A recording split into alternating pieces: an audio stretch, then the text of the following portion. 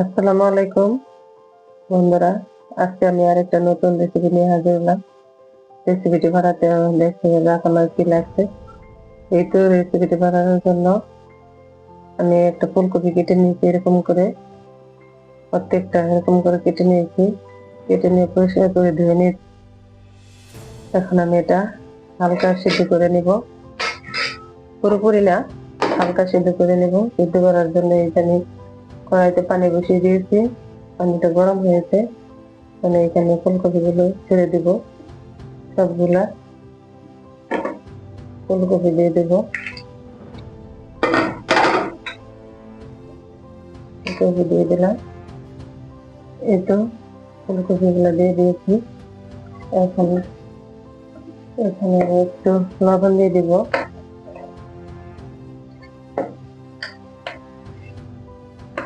লবণটা দেওয়ার পরে আমি একটু হলুদ দিয়ে দিব। হলুদ দিয়ে এটা হালকা করে সিদ্ধ করে নেব ফুলকপিটা। এখন একটা ঢাকনা দিয়ে দেব, একটা সিদ্ধ হতে থাক। এই তো ফুলকপিটা সিদ্ধ হয়ে গেছে। এখন আমি নামিয়ে নেব। হালকা করে সিদ্ধ করে নিয়েছি, আমি সবগুলো নামিয়ে নেব। এখন কতটুকু সিদ্ধ হয়েছে, হালকা করে সিদ্ধ হয়ে গেছে। সবগুলো ফুলকপি নামিয়ে নেব। এখন আমি একটা ব্যাটার তৈরি করে নেব। মিক্সিং বল নিয়েছি, এখানে লাগছে আমার 3 চামচ পরিমাণ কর্নফ্লাওয়ার দিয়েছি। এখানে দিয়েছি 3 থেকে 4 চামচের মতো ময়দা।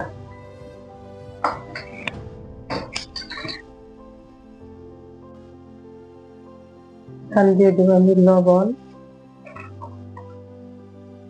রসুন বাটা, দিয়ে দিচ্ছি আদা বাটা, কাঁচামরিচ বাটা, ধনিয়া সজের গুঁড়া,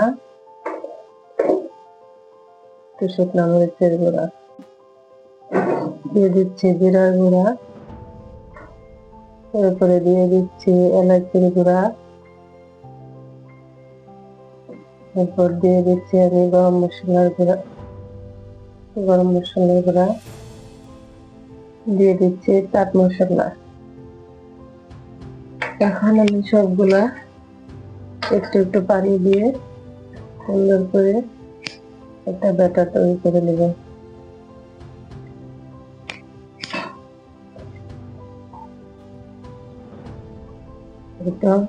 ব্যাটারটা হয়ে গেছে, এরকম ঘন করে নিয়েছি। এখন এখানে আমি সবগুলা ফুলকপি দিয়ে দেবো। সবগুলো এখানে দিয়ে সুন্দরভাবে হালকা হাতে মিশিয়ে নেব। এই তো সবগুলা ফুলকপি মেশানো হয়ে গেছে, সুন্দরভাবে মিশিয়ে নিয়েছি।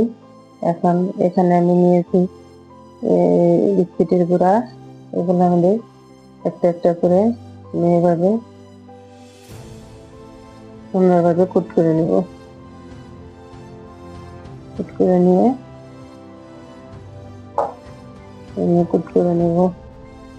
এই তো এখানে তেল দিয়ে দিয়েছি। তেলগুলো গরম হয়ে গেছে, তেলটা এখন আমি একটা একটা করে দিয়ে দিব। একটা একটা করে দিয়ে দেবো, এভাবে করে দিয়ে দেবো।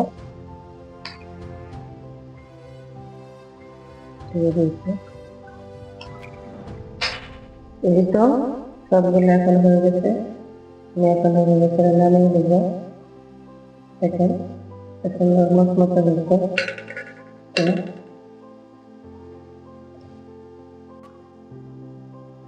এই তো ফুলকপি সবগুলো দেখুন হয়ে গেছে, ভালো হয়ে গেছে। এটা খেতে অনেক মজা, অনেক মচমচে, মুখে দিলে অনেক সুস্বাদু লাগে। আপনাদের কাছে বিদায়। আসসালামু আলাইকুম।